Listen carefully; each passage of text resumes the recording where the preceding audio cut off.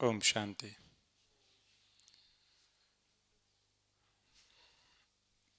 आज जो हम एक छोटा सा एक सत्र लेंगे जिसमें योग की कुछ महत्वपूर्ण बातें जानेंगे और लास्ट में हम कमेंट्री से योग भी करेंगे और योग में क्या क्या समस्याएं आती हैं और कैसे उसका निदान किया जा सकता है उसके बारे में शॉर्ट में रख सकते हैं। और अगर लगे कि बीच में आपके कुछ प्रश्न उत्तर हैं तो प्रश्न उत्तर भी ऐसे रख सकते हैं लास्ट में। तो जैसे हम जानते हैं कि राज योगा मेडिटेशन जो होता है उसमें दो ही स्टेप्स होते हैं जो बाबा मुरलियों में बताते हैं अक्सर करके। कौन से दो स्टेप्स होते हैं? पहले आत्मा समझना और फिर शिव बाबा को याद करना। तो मान लीजिए कि अगर हमें 1 घंटा दिया जाता है कि आपको 1 घंटा योग करना है, तो मेरा पहला प्रश्न यह है कि 1 घंटे में कितना समय हम अपने आप को आत्मा समझेंगे और कितना समय हम शिव बाबा को याद करेंगे?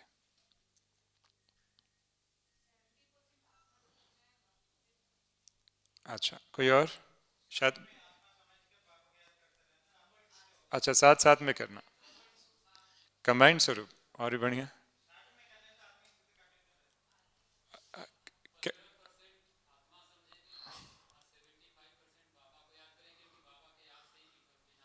अच्छा, बाबा के याद से तो आत्मा कम समझने का 15%, ज़्यादा परसेंट बाबा को याद करने का। अच्छा, दीदी बता रही हैं 10 मिनट आत्मा समझेंगे, 50 मिनट।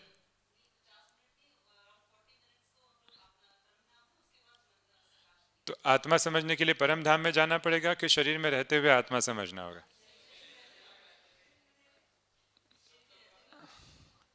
अच्छा, तो क्या अगर मान लीजिए मैं सोचता हूँ मैं आत्मा हूँ, मैं आत्मा शांत स्वरूप हूँ, मैं आनंद स्वरूप हूँ, तो मैं आत्मा हो गया कि नहीं हुआ?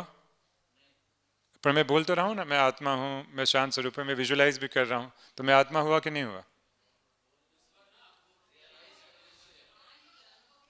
अनुभव करने से। चलो, तो मैं थोड़ा फील कर लिया कि मैं थोड़ा आत्मा हूँ, तो हो गया आत्मा। तो चलो, मैंने मन की आंखों से, मन को, आंखें मन को होती है कि बुद्धि को होती है? मैं चाहता हूँ सेशन इंटरेक्टिव रहे, ठीक है? तो आप बीच में मुझे कट भी कर सकते हैं, ऐसे मत समझिए कि नहीं मैं कैसे प्रश्न करूँ, स्पष्टता आएगी। तो देखिए हमारे कितने अलग अलग विचार हैं। कई कह रहे हैं 15 मिनट आत्मा समझो, कई कहते हैं 10 मिनट समझो। हर एक के अपने अपने विचार हैं, कर भी रहे होंगे। और यहाँ हर बार सभा में हम प्रश्न पूछते हैं, जब भी हम कराते हैं ना रेजिडेंशियल रिट्रीट, ऐसे प्रश्न पूछते हैं। तो हमने क्या किया, हमने सोचा क्यों ना दादियों से जाना जाए जिन्होंने 14 वर्ष की तपस्या की होगी, वो तो बता सकती है ना। तो लकीली जो है यज्ञ हिस्ट्री का प्रोजेक्ट चल रहा था, तो मुझे बहुत सारे दादियों से, पहले की जो दादियाँ हुई हैं उनसे भी कुछ कुछ, सारी दादियों से तो नहीं, और कुछ ऐसे वरिष्ठ भाई बहनें जो साकार बाबा के टाइम के थे उनसे भी हमें इंटरेक्शन का मौका मिला। तो बाद में यज्ञ हिस्ट्री में इतिहास ये मालूम पड़ा कि जब शुरू में जब हमारा यज्ञ स्थापित हुआ था तो कितने वर्ष तपस्या चली? 14 वर्ष। तो 14 वर्ष की तपस्या में अभी बाबा का स्वरूप इतना स्पष्ट नहीं हुआ था। बाबा का स्वरूप ज्योति बिंदु का इतना स्पष्ट नहीं हुआ था। ये मैं सत्य बात बता रहा हूँ, ऐसे ही नहीं बोल रहा हूँ। तो दादियाँ मालूम में क्या करती थी योग में उस समय? ज़्यादा से ज़्यादा टाइम केवल समझती थी मैं आत्मा शरीर से अलग हूँ। बाबा को परम धाम तभी था ही नहीं शुरू के दिनों में। अगर जब यज्ञ जब हैदराबाद में था 1936 से लेके 1939 तक, लगभग करीबन 2-3 वर्ष, 3 वर्ष के आसपास यज्ञ हैदराबाद में रहा। बाद में 10 वर्ष कराची में यज्ञ था। तो उन 3 वर्षों में परम धाम का तो अभी पार्ट खुला ही नहीं था। तो हम कैसे कह सकते हैं कि बिंदु रूप परमात्मा को याद करना है? तो दादियाँ क्या बताती हैं, ये प्रकाशमणि दादी के शब्द हैं कि शुरू के दिनों में हम अपने आप को ब्रह्म समझते थे, आत्मा को ब्रह्म कहा जाता था। मैं आत्मा या मैं ब्रह्म हूँ और मैं इस शरीर से बिल्कुल अलग हूँ। और उस जमाने में कोई कमेंट्री नहीं होती थी। कमेंट्री हमारे यज्ञ में तो 70s में बाद में आई, पहले कमेंट्री भी नहीं हुआ करती थी। केवल दादियाँ स्थिर होकर बैठ जाती थी एकदम योगी की तरह, एकदम स्थिर, और बस ये समझती थी मैं इस शरीर से बिल्कुल अलग हूँ। और वही उनके फाउंडेशन का आधार बना। और इसीलिए आप आज हम 14 वर्ष की भट्टी का रिजल्ट देख रहे हैं कि इतना बड़ा वटवृक्ष ब्रह्मा कुमारी संस्थान का जो है फैला हुआ है, सिर्फ उसी अभ्यास से, खुद को आत्मा समझने के अभ्यास से। और हम में से बहुत सारे भाई बहन भी ये गलतियां करते हैं। क्या करते हैं गलतियां? कि वो गलतियां ये करते हैं कि मुश्किल से 5-10 मिनट अपने आप को आत्मा समझते हैं और बड़ी जल्दबाजी होती है बाबा के साथ प्यार का अनुभव करने की। तो जितनी जल्दी ऊपर जाते हैं, सच बात है कि नहीं है? हाँ, कई बार आप नीचे उतरते हैं, फिर आप परम धाम में समझते हैं कि मैं आत्मा चमकता हुआ सितारा हूँ। अरे मार्केट में सब्जी लेने जाना था, सब्जी मंडी बंद ना हो गई हो। समझ रहे मैं क्या कहना चाहता हूँ? तो ये क्यों ऐसा हो रहा है? ये इसीलिए ऐसा हो रहा है, समझना बहुत ज़रूरी है। इसीलिए ऐसा हो रहा है क्योंकि हमने आत्मा का पाठ पक्का नहीं किया। और जब मैं कहता हूँ पक्का करने का मतलब क्या होता है? स्वरूप में। अभी देखिए हम सब सुन रहे हैं, दैहिक भान में सुन रहे हैं ना, आत्मिक अवस्था में नहीं सुन रहे हैं। हम सब कहाँ पे बैठे हैं इस समय? भी कहाँ पे बैठे हैं आप सभी? किस चीज़ पे बैठे हैं?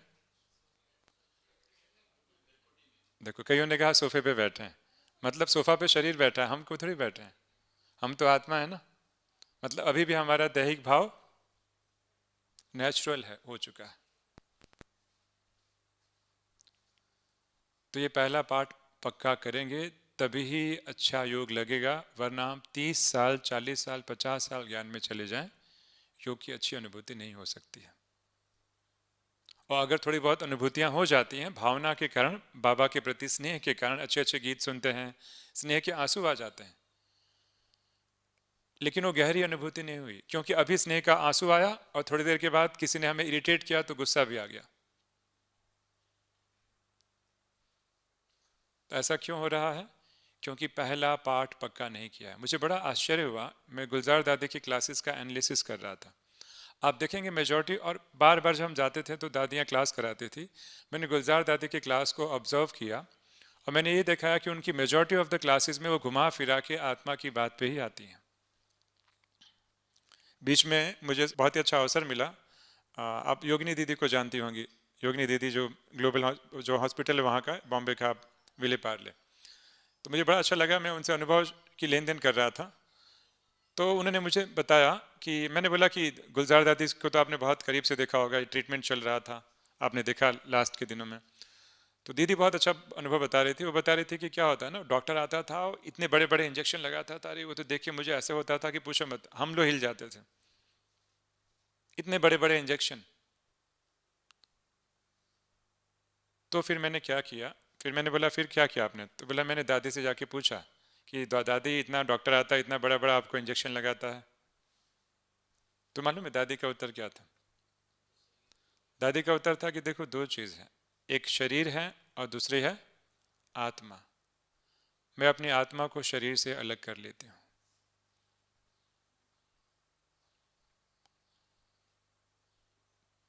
तो हमारा वो प्रैक्टिस हुआ है। अब बाबा ने मुरली में एक अव्यक्त मुरली में कहा है, कई ऐसे भी होंगे कि अंत का समय आ जाएगा महाविनाश का, और तोते की तरह रटेंगे, मैं आत्मा हूँ, मैं आत्मा हूँ, मैं आत्मा शरीर से अलग हूँ, मैं आत्मा हूँ। तो उससे कुछ मदद मिलेगी नहीं, क्योंकि स्वरूप में आया ही नहीं है। अब आप पूछेंगे कि कैसे मालूम पड़े कि स्वरूप में आया है कि नहीं? कई कहते हैं कि भाई आप तो कहते हैं मैं विजुलाइज करता हूँ, मैं शाइनिंग स्टार। केवल विजुलाइज कर लेना ही योग नहीं हुआ। और मुझे तब मालूम पड़ा, मैं अगर आप मेरा पर्सनल अनुभव जानना चाहेंगे, भक्ति मार्ग में मैं बहुत सिंसियरली शिव की उपासना करता था। शिव मतलब मेरे लिए महादेव शंकर, वो तो बाद में मालूम पड़ा शिव अलग हैं, शंकर अलग हैं। तो उस उपासना विधि में बताया जाता था कि भगवान को आप संबंध के द्वारा याद करो। तो मैं भगवान में तो मैं इमर्ज करता था, महादेव जो है हिमालय पे बैठे हैं, वो मेरे प्रियतम के रूप में, मैं आत्मा। हमें बताया गया था कि दैहिक भाव नहीं होता है, आत्मा न स्त्री होती है न पुरुष होती है, भगवान को आप किसी भी संबंध से याद करते हो। तो बड़े स्नेह से मैं महादेव को याद करता था, आधे घंटे तक पूरी मेरा मन एकाग्र करता था कि हिमालय पर्वत पर बैठे, बड़ी अच्छी भावनाएं भी आती थी।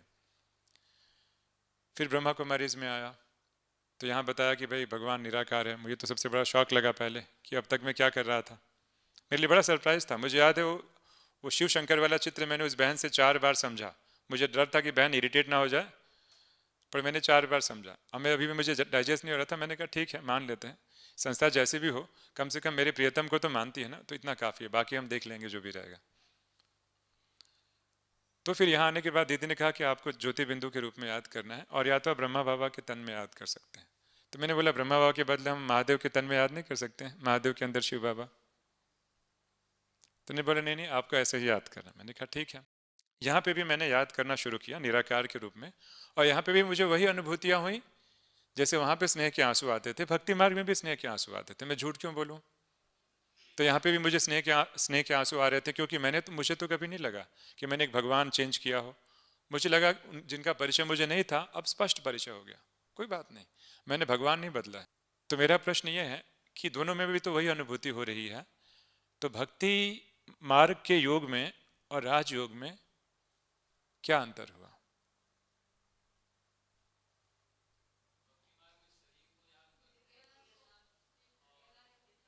बराबर ना, ये प्रश्न है, ये समझना चाहिए ना, क्योंकि अगर हम ही नहीं समझाएंगे तो कैसे समझाएंगे ना। मैं वो तो वहां दिल से करता था, तभी तो स्नेह के आंसू मन से तो नहीं आते ना, दिल से ही आते हैं। वहां पे भी मन और बुद्धि करता था, बुद्धि से मैं महादेव को विजुलाइज करता था।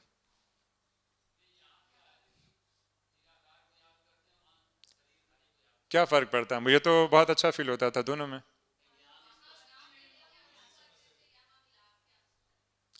वहाँ विलाप नहीं, मैं मुझे विलाप के, हाँ विलाप के तो यहाँ पे भी आते हैं मुझे कि अब तक बाबा मुझे क्यों नहीं मिले, बाबा चले गए।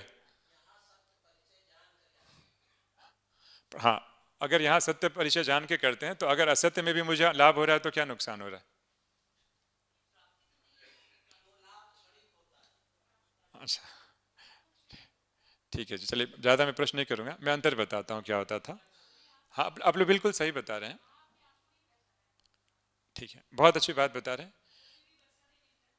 अच्छा वर्ष, मुझे तो मैं पहली बात तो यहाँ पे भी मैं वर्षे के लिए नहीं आया हूँ, और ना मैं बाबा को कहता हूँ बाबा मुझे आप सतयुग में ले जाना, मैं बाबा कभी नहीं कहता हूँ बाबा मुझे सतयुग में, आपको प्यारा हो सतयुग और आपको प्यारा हो त्रेता युग। मैंने तो केवल आपसे प्यार किया है, मैं केवल आपके प्यार का वो अनुभव करने के लिए आया हूँ। इसलिए बाबा जो मुरली में कहते हैं ना सतयुग में आना, ये उन लोगों के लिए जिनका मन भौतिक चीज़ों में लगा है, उनके लिए बाबा ये लॉलीपॉप की तरह वो अट्रैक्शन देते हैं। तो कभी भी ये नहीं सोचने का कि अब सतयुग में चला जाऊंगा इसलिए बाबा को याद कर रहा हूँ, मतलब ये तो हमारा प्यार हुआ स्वार्थ वाला प्यार। तो मैं वही कहता हूँ भगवान से हमें बिजनेस नहीं करना चाहिए, बिजनेस में अलग सेंस में कह रहा हूँ कि वो मुझे सतयुग में ले जा रहा है इसलिए मैं प्यार कर रहा हूँ, वो मेरे को हेल्प कर रहा है इसलिए प्यार कर रहा हूँ।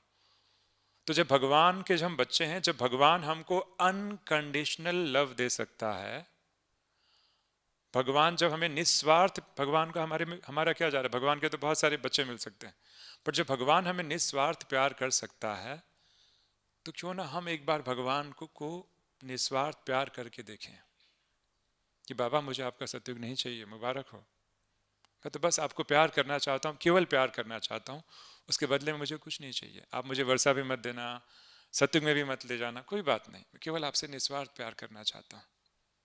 एक बार आप कोशिश करके देखिए, फिर देखिए आपका योग कैसे लगता है। आप एक बार ट्राई करके देखिए। मैं वही सोचता हूँ, अब मैं बाबा से हमेशा कहता हूँ बाबा मुझे आप कोई साक्षात्कार मत कराना, विनाश काल तक भी सिद्ध मत करना कि मेरा अस्तित्व है कि नहीं है, मैं देखना चाहता हूँ किसमें ज़्यादा, किसकी विजय इसमें होती है। तो किसी कंडीशन के बेस पे हम भगवान को कभी प्यार ना करें, वो सच में इतना अच्छा अनुभव नहीं होगा। फिर हमारे में और देहधारी के प्यार में क्या अंतर हो गया? देहधारियों को भी हमने कंडीशन पे प्यार किया ना, क्योंकि दिखने में खूबसूरत है या उसके पास धन संपत्ति वैभव है, तो देहधारियों के प्यार में और भगवान के क्या अंतर क्या हुआ? फिर तो क्या अंतर हुआ? खैर, तो हम विषय पे आते हैं, मूल विषय पे आते हैं। तो मैंने ये अंतर देखा कि आधे घंटे की जब मैं वहाँ अभ्यास करता था सच में बहुत अच्छा अनुभव होता था भक्ति मार्ग में, लेकिन जैसे आधा पौना घंटा बीतता था मन भटकना चालू हो जाता था, और मुझे समझ में नहीं आता था कि मन भटक क्यों रहा है। मैं समझता था मन का स्वभाव ही भटकना है इसलिए भटक रहा है। फिर जब मैं ब्रह्मा कुमारीज में आया तो मैंने कहा चलो एक बार अशरीरी का भी ट्राई करके देखते हैं। तो जब मैंने अशरीरी का अभ्यास ट्राई किया अच्छे से विधिवत, और फिर जब मैंने परमात्मा को याद किया तो इसके अलौकिक सुख की अनुभूति और उसके भी सुख में काफी अंतर था, नंबर वन। नंबर 2, जो आधे पौने घंटे में जो मेरा मन भटकने लगता था उसको स्थिर करना पड़ता था। यहाँ पे देख रहा हूँ 2 घंटा 3 घंटा भी उसी अवस्था में बैठ पाता हूँ, जो भक्ति मार्ग में संभव नहीं था। तो ब्रह्मा कुमारी इसकी विशेषता ही ये पड़ जाती है। आप पूरा इतिहास खोल कर देख लीजिए, किसी भी धर्म पिता के अंदर इतनी ताकत नहीं है, या किसी भी कोई भी ऐसी कोई आध्यात्मिक संस्था नहीं जो ये आत्मा का अनुभव करा सके। आत्मा का ज्ञान तो सबके पास है, आत्मा मरती नहीं है, नैनम छिदन्ते शस्त्राणि नैनम दहति पावकः, कितने अच्छे अच्छे लोग श्लोक बोलते हैं। अनुभव कितना होता है? कुछ भी नहीं, चाहे महामंडलेश्वरी क्यों ना हो। तो यहाँ पे अनुभव की बात आती है। आज तक मानव इतिहास में आत्मा को विधिवत कैसे फील करना है बहुत कम लोगों ने किया, ना के बराबर। और ऐसा अभी आप बोलेंगे कि भाई साहब फील कर लेंगे तो क्या भला हो जाता है। मैं आता हूँ कि क्या भला हो जाता है, इस बात पे भी आऊँगा, उससे क्या भला हो जाता है। तो मेरा प्रश्न ये है कि कैसे मालूम पड़े कि मैं आत्मिक अवस्था में टिका हूँ कि नहीं टिका हूँ, या केवल कमेंट्री के शब्द रट रहा हूँ, या केवल मैं थोड़े बहुत विजुअलाइजेशन कर रहा हूँ, कैसे मालूम पड़ेगा? उसकी क्या क्लियर कट निशानियाँ होंगी? ये मत बोलिएगा कि आनंद होता है, खुशी होती है, वो तो कॉमन है। क्लियर कट क्या निशानियाँ होंगी? आंखें बंद नहीं होती। मैं तो देखता हूँ कि आंखें बंद कर भी मुझे बहुत अच्छा अनुभव होता है।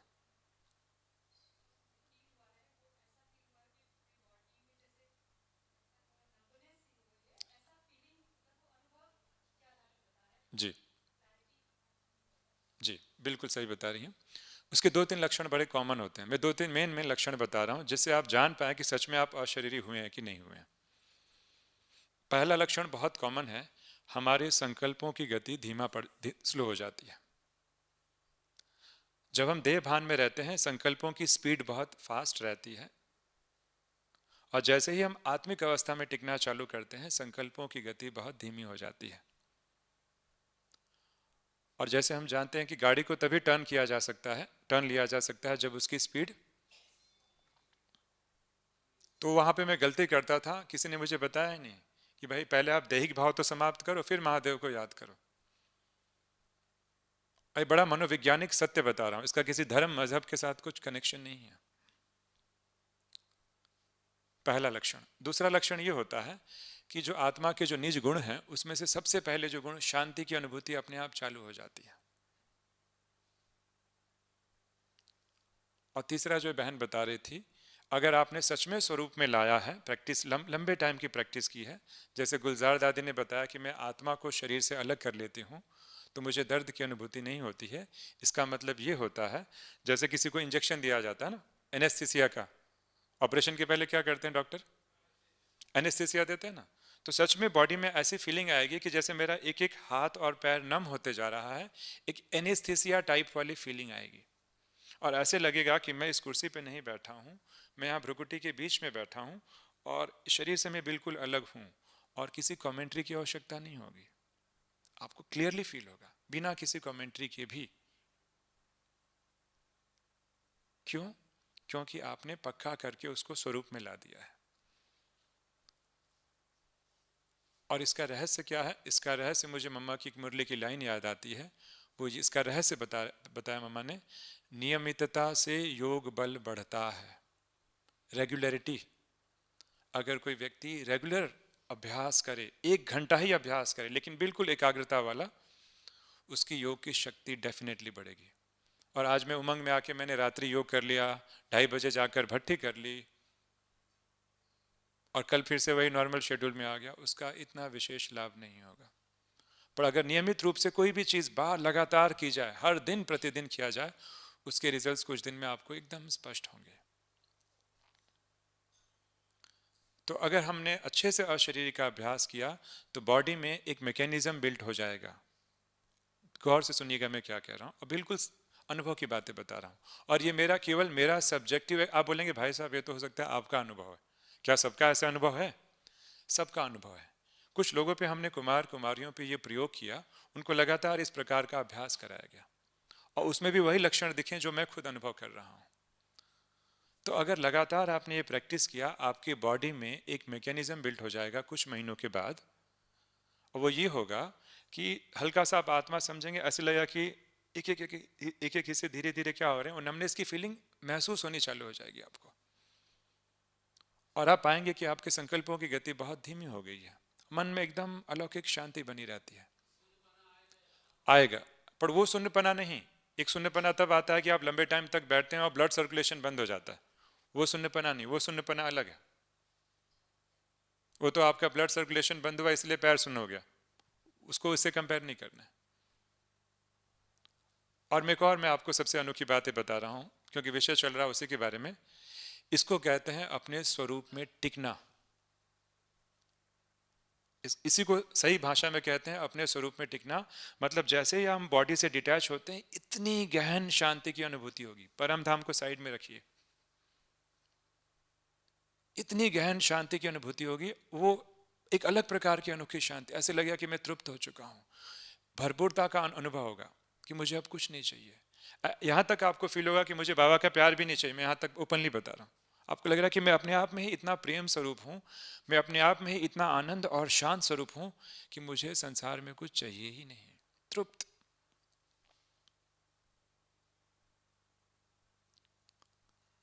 तो अगर ये अनुभूति होती है तब आप समझिएगा कि मैंने पहली बार जीवन में आज इसका स्वाद चखा।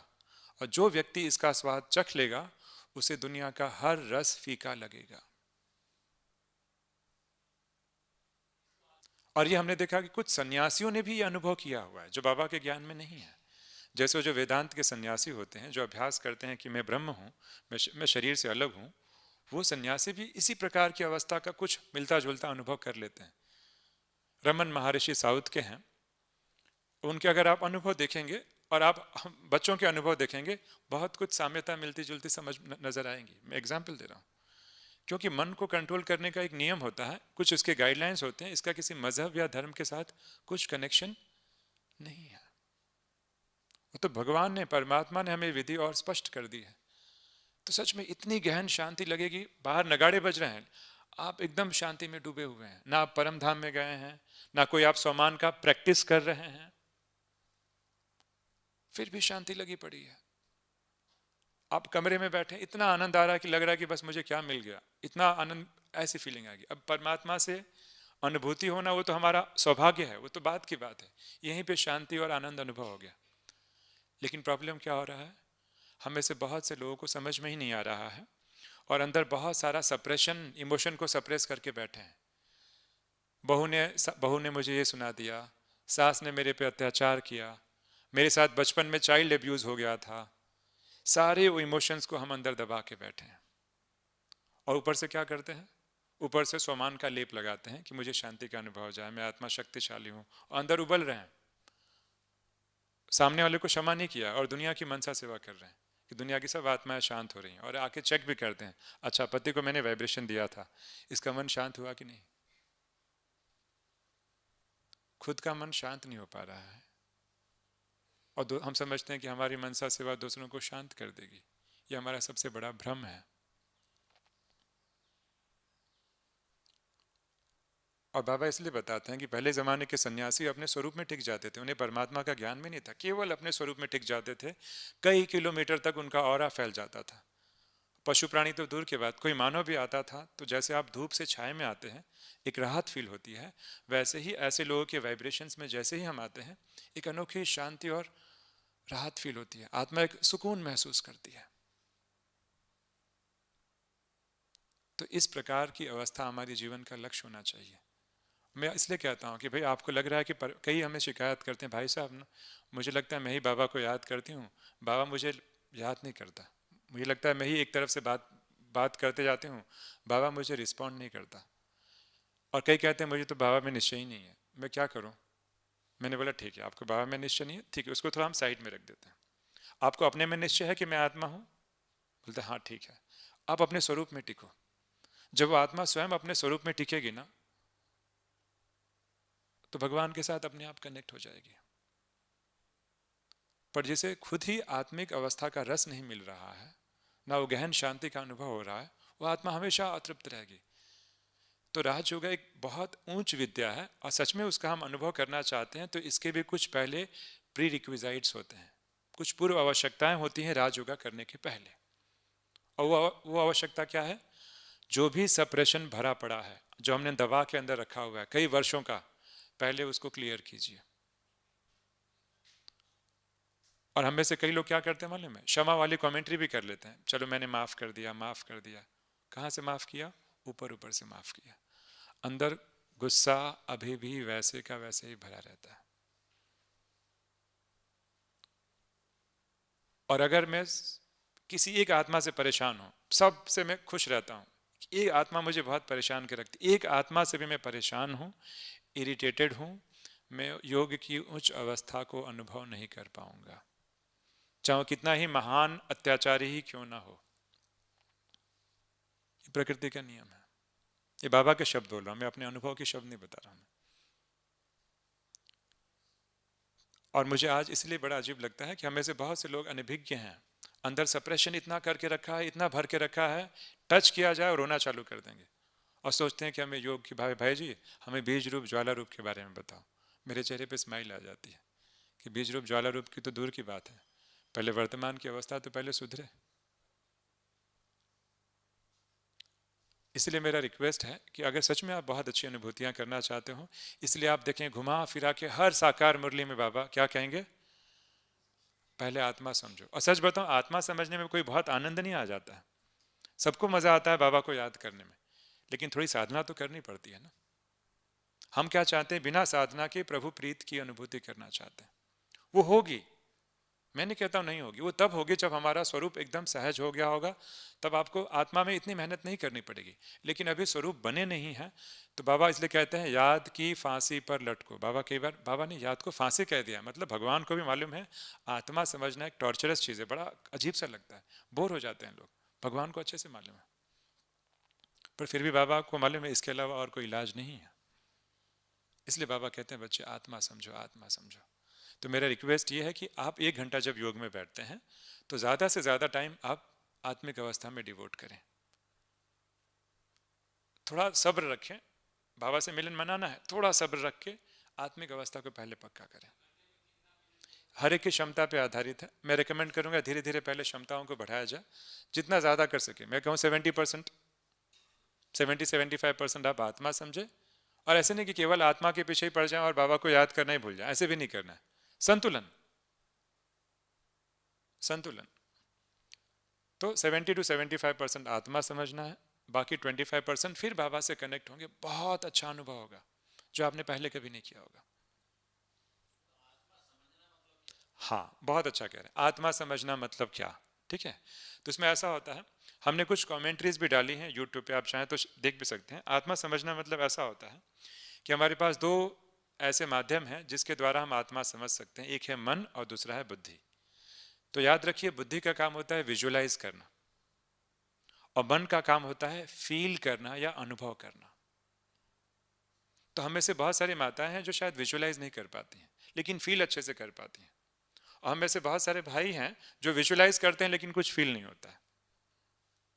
होता है ना ऐसे, हम समझते हैं चलो मैं आत्मा चमकता हुआ सितारा हूं, विजुलाइज कर रहा हूं। भाई साहब विजुलाइज तो कर रहा हूं लेकिन मुझे कुछ महसूस क्यों नहीं हो रहा है।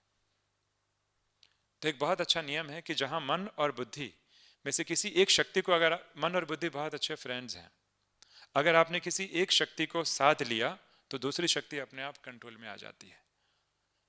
इसका मतलब ये हुआ कि किसको विजुअलाइजेशन करने में बड़ी सुविधा होती है, अगर वो विजुअलाइज करते रहे तो कुछ टाइम के बाद उसको फील होना भी चालू हो जाएगा। और जो फील कर रहा है आत्मा को विजुअलाइज नहीं कर पा रहा है, वो फीलिंग को इंटेंसिफाई करते जाए तो कुछ दिन के बाद उसको विजुअलाइज होना भी चालू हो जाएगा। दूसरी बात, हमें से बहुत सारे लोग ना, जो आत्मा का चित्र आपने देखा होगा ना, वो फिक्स नहीं करते हैं साइज कि इतना मतलब इतना ही, कभी बड़ा कभी छोटा, ऐसे नहीं करना। आत्मा का एक साइज फिक्स कर लो। बाबा अब बोलेंगे भाई साहब क्या करूं, तो मैं क्या करता था, याद है मुझे शुरू के दिनों में अमृत वेला करने के लिए मैं बाहर भी कई बार निकलता था, लास्ट में मनसा सेवा करने के लिए। तो सड़कों पे जो लाइट्स लगी रहती ना, दूर दूर लाइट्स कैसी दिखाई देती हैं, बिंदु की तरह, तो मैं वो साइज फिक्स कर लेता था कि मुझे यही विजुलाइज करना है, और बार बार विजुलाइज देखता था, आंखें बंद करता था, फिर विजुलाइज करता था, फिर आंखें खोलता था, फिर देखता था, फिर बंद करता था, फिर विजुलाइज करता था। ऐसे बार बार आप बाबा के कमरे में जाके भी प्रैक्टिस करेंगे तो पहले तो आत्मा का स्वरूप की विजुअलाइजेशन क्लियर हो जाएगी। फिर क्या, ये हुआ विजुअलाइज करना। दूसरा होता है, क्योंकि हम आत्मा है तो देह भान हमारे शरीर में फैला हुआ है, जरूरत नहीं है, फिर भी हमने कंधे को टांग के रखा हुआ है देह भान के कारण। तो जैसे ही भान आता है मैं तो आत्मा हूं, तो हम क्या करते हैं, उस तनाव को रिलीज करते हैं। तो अपने बॉडी के एक एक हिस्से को रिलैक्स करते जाना और बार बार इस फीलिंग को इमर्ज करना कि मैं हाथ नहीं हूं, मैं पैर नहीं हूं, मैं बिल्कुल इससे भिन्न हूं। सिर्फ बोलना नहीं, मुंह से रटन नहीं करना, उसको महसूस करना कि जैसे हाथ तो सुन्न हो चुका है फिर भी मैं हूं, मेरे पैर तो सुन्न हो चुके हैं फिर भी मैं हूं, मेरी पीठ मेरे छाती सब सुन्न हो चुका है फिर भी मेरा अस्तित्व कहीं ना कहीं शरीर के ऊपरी भाग में है, मैं शरीर से बिल्कुल अलग हूं। तो बार बार ये डिटैचमेंट का अभ्यास करना, इसको कहते हैं आत्मा फील करना। अब शुरू के दिनों में हो सकता है कि आपको कुछ महसूस भी ना हो, लेकिन जैसे ही अभ्यास बढ़ाते जाएंगे आप पाएंगे कुछ दिन के बाद आपका मन भी शांत होने लगा है और बहुत अच्छा आपको फील होने लगा। सच में ऐसा होगा, आप करके देखिए। क्या कह रहे हैं? हमें फिर से रिपीट करता हूं, आत्मा समझना मतलब क्या होता है, अगर जो विजुलाइज कर सकते हो, हमें से जो विजुलाइज करने की क्षमता हो, तो समझे कि मैं चमकता हुआ सितारा हूं। और आप वो पाएंगे कि जो लोग विजुलाइज कर रहे हैं उनको यहाँ पे तनाव फील होता है, बहुतों को होता है ना, यहाँ पे कुछ ना कुछ फील आता है ना, कुछ तनाव जैसा फील होता है। आप ठीक कर रहे हैं, कोई गलत नहीं कर रहे हैं। थोड़ा सा तनाव फील होगा, कोई प्रॉब्लम नहीं है। जो विजुलाइज कर पा रहे हैं मैं उनकी बात कर रहा हूँ। फिर बाद में क्या होना, जो महसूस कर पा रहे हैं उनके लिए बहुत अच्छा तरीका क्या है, बार बार समझना कि ये मैं हाथ, देखिए अभी मुझे क्या लग रहा है कि मैं हाथ भी हूँ, ये भी हूँ, मैं पूरे शरीर में फैला हुआ हूँ।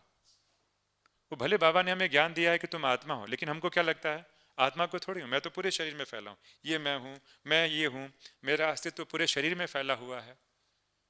तो बार बार जो अस्तित्व पूरे शरीर में फैला हुआ है उसको समेटना, जैसे दादी ने कहा, आत्मा को शरीर से अलग कर देना।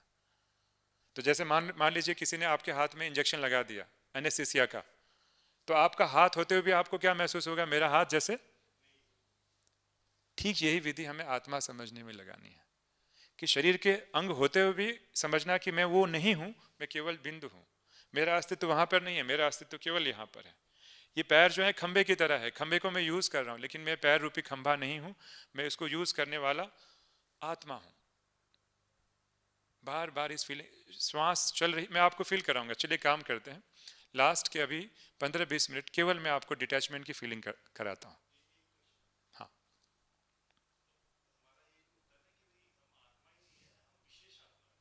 हाँ, वो तो बात की बात है, मैं मना नहीं कर रहा हूँ, बहुत बाबा ने मुरली में कहा भी है कि केवल आत्मा मत समझो, समझो कि पवित्र आत्मा हो।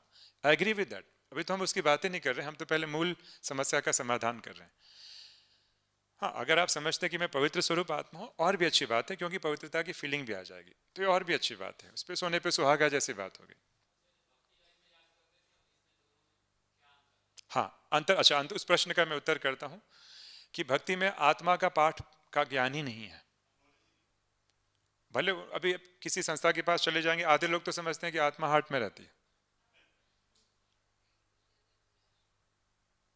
ठीक है। तो पहला अंतर ये हो जाता है भक्ति मार्ग और राजयोग में, मैंने ऑलरेडी बताया हुआ, मैं रिपीट कर रहा हूँ कि आत्मिक अवस्था का यहाँ पे पाठ पक्का कराया जाता है। भक्ति में आत्मिक अवस्था का स्कोप ही नहीं है, केवल अपने इष्ट को याद करने की बात की जाती है।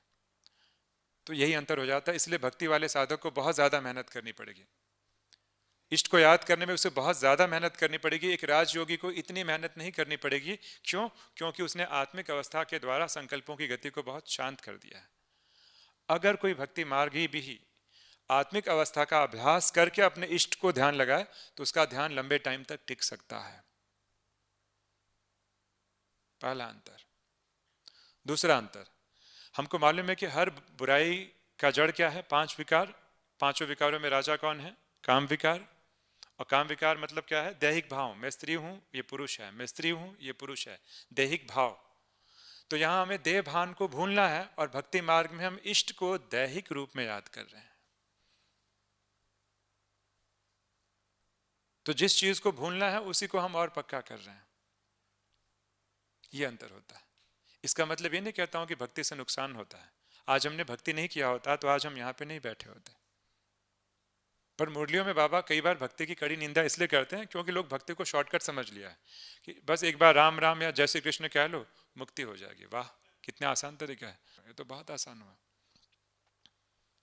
तो लोग को समझ में नहीं आ रहा है। तो ये दूसरा अंतर हुआ भक्ति मार्ग। तीसरा अंतर ये होता है कि अगर मैं कहूं कि आप मेरी किसी एक फिंगर पे अपने मन को एकाग्र कीजिए, तो अगर आप किसी एक पे एकाग्र करेंगे, दूसरी फिंगर अपने आप बैकग्राउंड में चली जाएगी। एक पर अगर ध्यान एकाग्र करेंगे, दूसरा को लग रहा है कि आप देख रहे हैं लेकिन वो बैकग्राउंड में है। इससे क्या सिद्ध होता है? इससे यह सिद्ध होता है कि मन का एक नियम होता है कि मन एक समय पर एक बिंदु पर ही एकाग्र हो सकता है। और भक्ति में मेरी प्रॉब्लम क्या होती थी कि जब मैं महादेव के चेहरे पे ध्यान देता था तो चरण गायब हो जाते थे। जब उनके चरणों का मैं स्मृति कर रहा हूं तो उनका चेहरा गायब। तो ध्यान करने की विधि एकदम उल्टी है। पर इसका मतलब ये नहीं कहता हूं कि मुझे उससे लाभ नहीं मिला, मुझे उससे लाभ मिला। भक्ति मार्ग से भगवान के प्रति हमारी श्रद्धा बहुत बढ़ती है। तो श्रद्धालु आदमी क्या करता है? पाप कर्म करने से डरता है। लेकिन प्रॉब्लम क्या है कि श्रद्धा बढ़ रही है लेकिन मेरे आदतें सुधर ही नहीं रही है। और इसलिए मैं देखता था कि भक्ति करने के बावजूद भी मेरे अंदर क्रोध का जो थोड़ा बहुत अंश था समाप्त नहीं हुआ था। और जब ज्ञान मार्ग में जब हमने अशरीरी का अभ्यास किया, उससे ही क्रोध अग्नि शांत हुई। अगर कोई सन्यासी भी अपने आप को बॉडी से डिटैच करे, जिसे प्रभु का परिचय भी ना हो, वो भी बॉडी के डिटैचमेंट से सच में अपनी क्रोध अग्नि को शांत कर सकता है।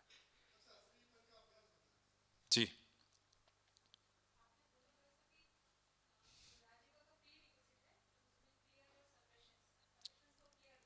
हाँ, सप्रेशन हो, एंजाइटी सप्रेशन वगैरह जो आजकल जो कॉमन प्रॉब्लम है, ये जो उस प्रकार की जो मानसिक वाली आत्माएं हैं, वो नॉर्मल मेडिटेशन भी नहीं कर सकती। भगवान को याद करना तो बहुत दूर की बात है।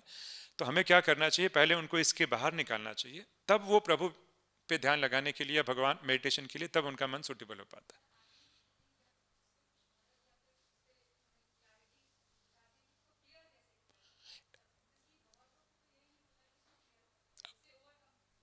किसकी बात कर रहे हैं? अशरीरी की।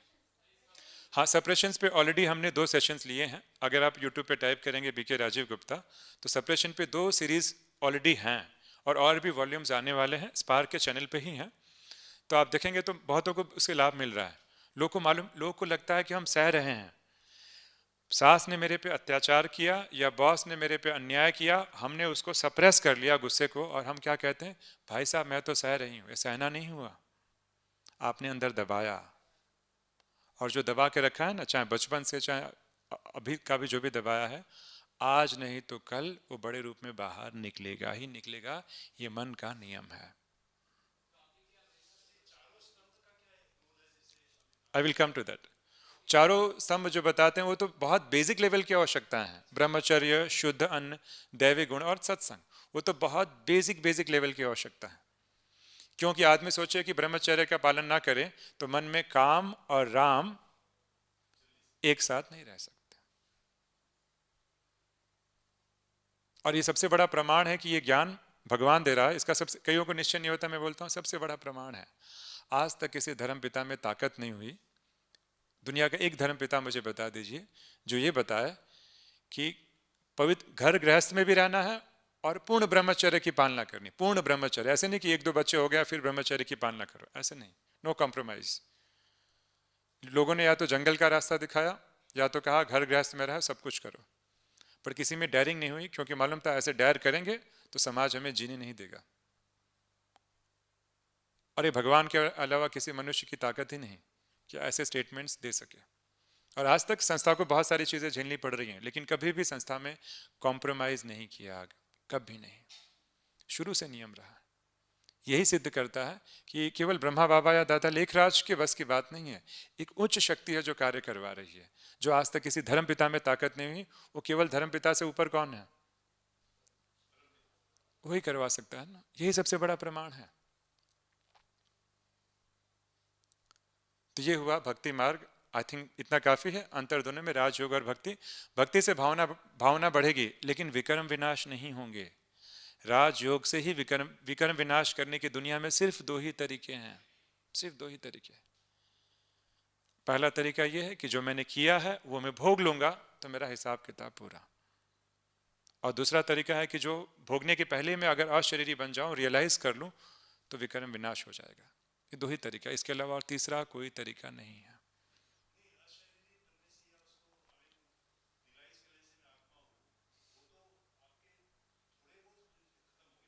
कर्मों की गति का एक अलग ही टॉपिक है, मैं उसका विस्तार नहीं करना चाहता हूँ, टॉपिक एक्सटेंड हो जाएगा।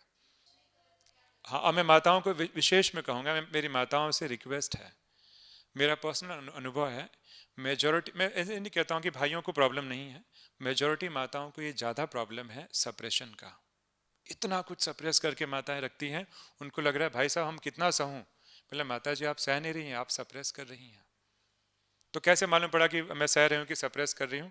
क्योंकि जब कोई हमें दबाता है, और अगर हम सच्चे मायनों में सह लेते हैं ना, तो मन में बार बार मन चलता नहीं है, वो कहानी बार बार याद नहीं आती है।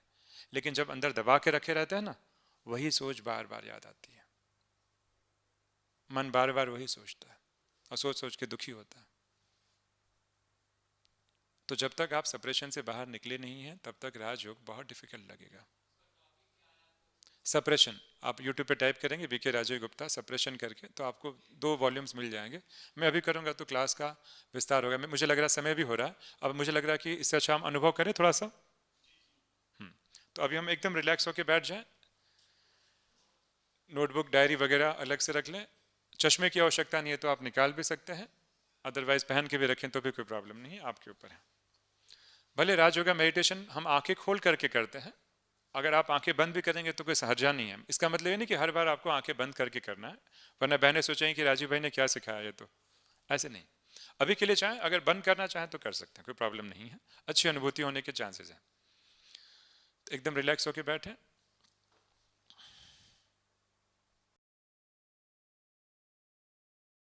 एकदम रिलैक्स होकर बैठ जाएं, आंखें बंद कर सके तो और भी अच्छा है।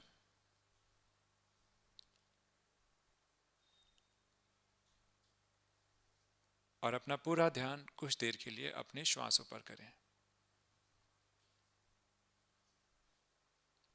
एकदम गहरी सांस, 3 गहरी सांस लें,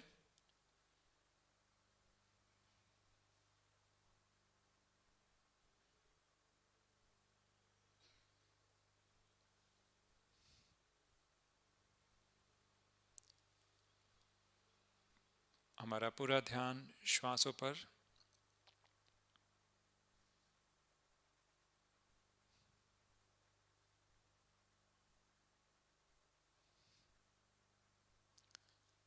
फील करें श्वास कैसे आ रही है और जा रही है, और उसको मैं साक्षी होकर देख रहा हूं।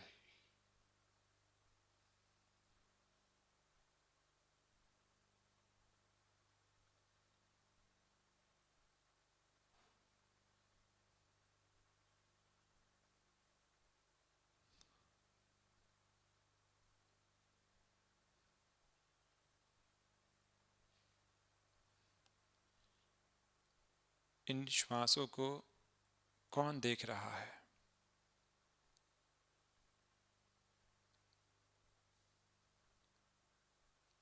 इन श्वासों को कौन देख रहा है या कौन महसूस कर रहा है?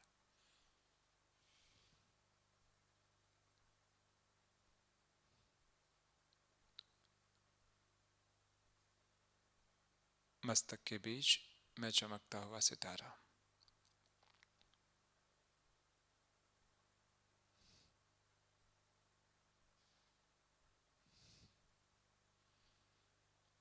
मैं आत्मा इस शरीर से बिल्कुल ही अलग हूं, महसूस करें।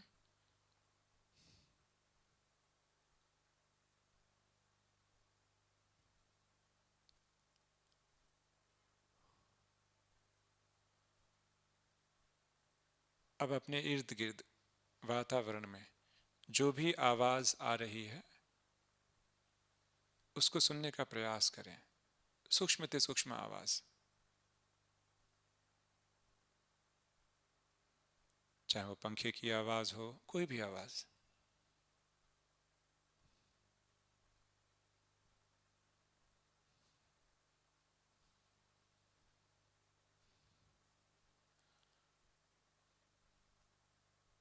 जैसे जैसे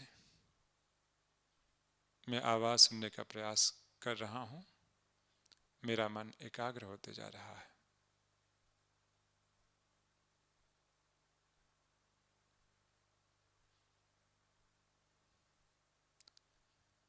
लेकिन इस आवाज को सुनने वाला कौन?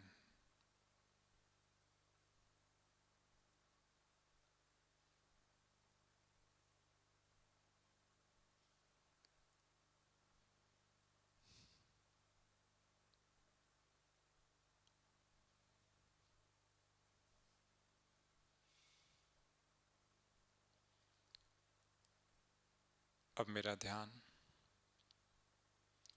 दोनों हाथों के ऊपर, शरीर मेरा एकदम स्थिर है, जरा भी हिलना नहीं है, एकदम स्थिर ही रहना है।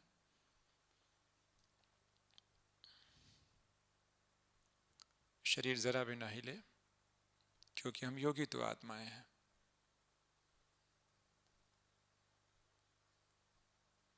अब जैसे ही मेरा ध्यान दोनों हाथों पर जाएगा, दोनों हाथ एकदम स्थिर हो जाएंगे। महसूस करें।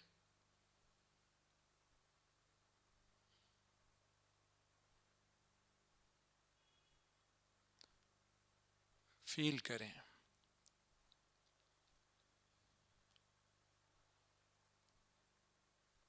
हमारा ध्यान हाथों की उंगलियों पर, और हाथों की उंगलियां एकदम रिलैक्स होती जा रही हैं। महसूस करें, एकदम रिलैक्स।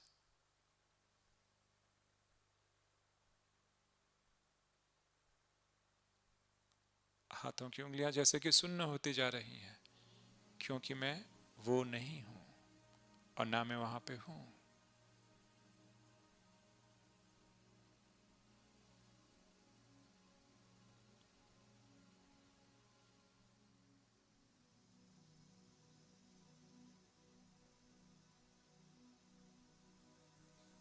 पंखे की हवा हाथों को स्पर्श भी कर रही है,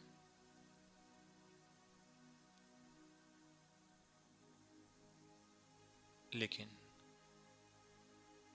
मैं इन दोनों हाथों से बिल्कुल अलग हूं।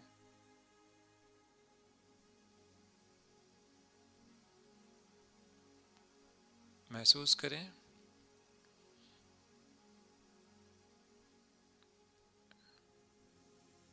शरीर में हाथ होते भी हाथ ना होने का आभास।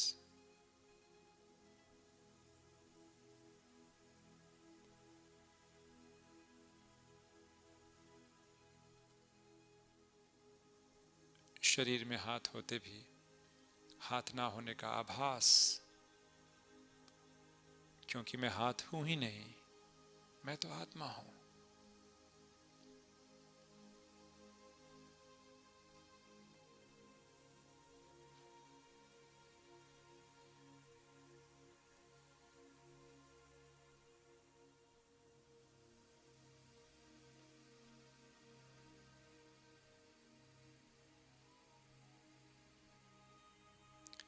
अब मेरा ध्यान दोनों पैरों की तरफ,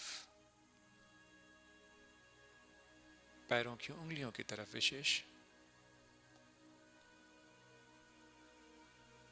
और महसूस करें कि पैरों की उंगलियां जैसे सुन्न होती जा रही हैं।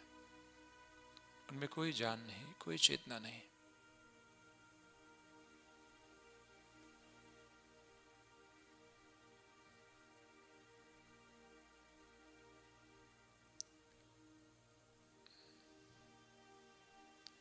धीरे धीरे पैर के ऊपरी हिस्से भी सुन्न होते जा रहे हैं।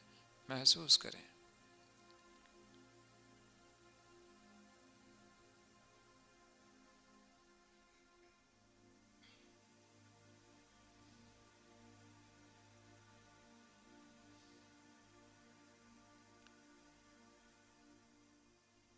घुटने एकदम रिलैक्स्ड महसूस करें, एकदम रिलैक्स्ड।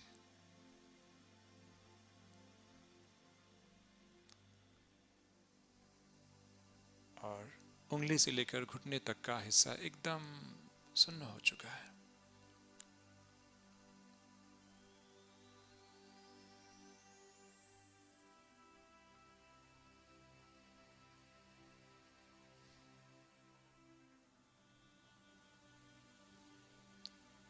घुटने के ऊपरी हिस्से भी जैसे सुन्न होते जा रहे हैं, चेतना विहीन होते जा रहे हैं।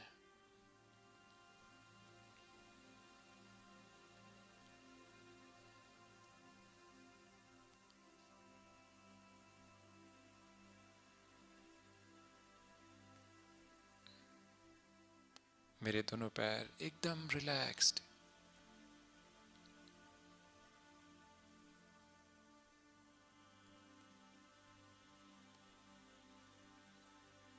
शरीर में स्थूल पैर होते भी पैर ना होने का आभास सा हो रहा है, क्योंकि मैं पैर नहीं हूं।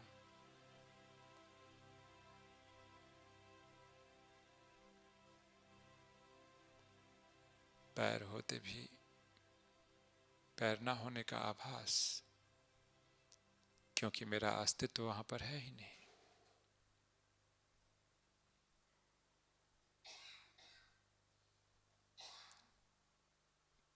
कमर एकदम रिलैक्स्ड, एकदम रिलैक्स्ड।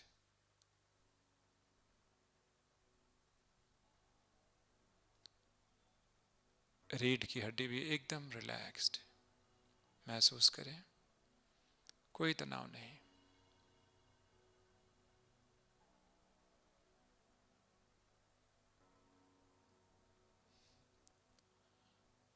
कंधे एकदम रिलैक्स, कंधे को ढीला छोड़ दे।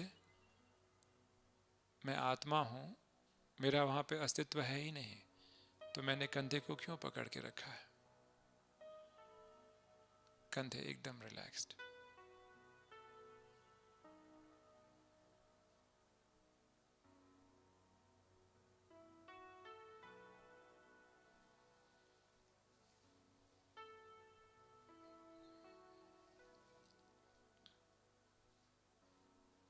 कंधे एकदम रिलैक्स्ड, गला भी एकदम रिलैक्स्ड।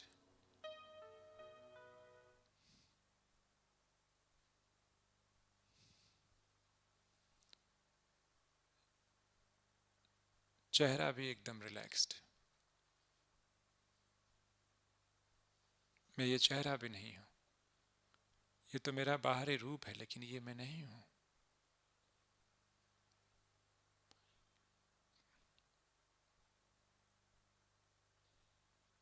शरीर से अलग केवल मैं चमकता हुआ सितारा हूं।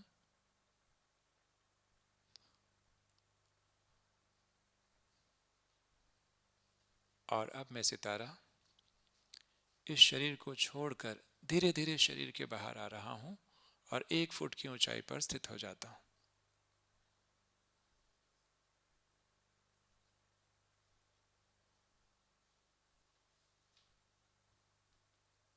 महसूस करें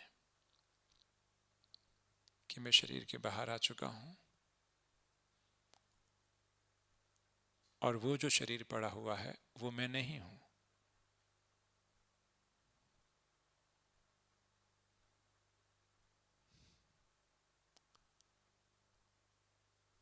अब 1 से 5 गिनती गिनी जाएगी। जैसे जैसे गिनती बढ़ती जाएगी, मेरी शांति की अनुभूति और भी गहरी होती जाएगी। 1, मेरा मन एकदम शांत हो गया है, महसूस करें। उस शांति को इमर्ज करें।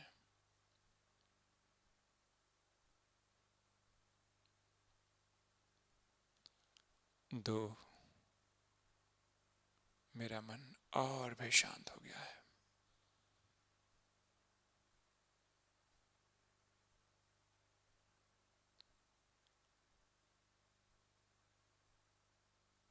3, एकदम सन्नाटा, इसको फील करें।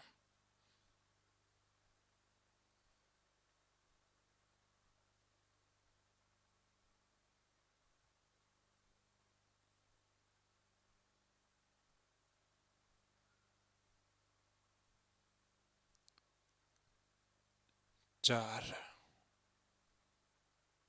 एकदम सन्नाटा।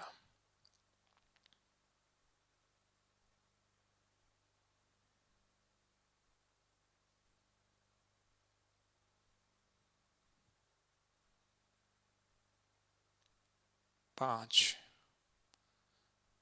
सन्नाटे की आवाज से भी दूर एकदम गहन शांति।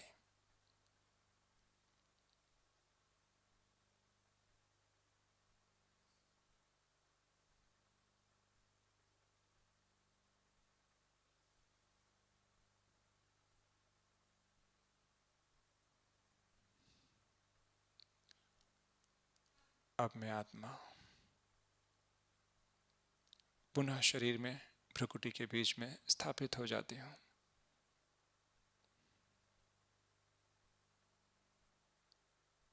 और महसूस करती हूँ जैसे कि मैं अभी अभी इस शरीर में अवतरित आत्मा हूँ। अभी अभी मैंने इस पर काया प्रवेश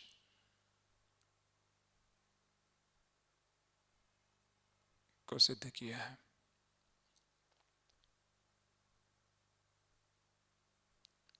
मेरा पूरा शरीर रिलैक्स्ड है, उसको मैं स्पष्ट महसूस कर पा रही हूँ, जैसे कि वो विश्राम कर रहा है और मैं आत्मा जाग रही हूँ।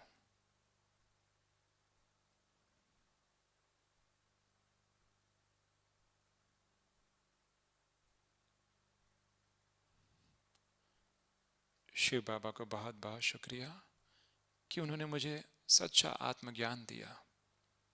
उस सद्गुरु को बहुत बहुत शुक्रिया, दिल से शुक्रिया।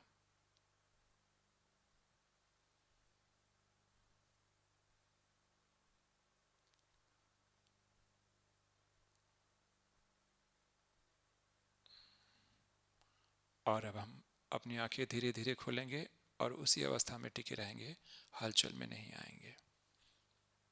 एकदम धीरे धीरे अपनी आंखें खोलनी है, स्लोली।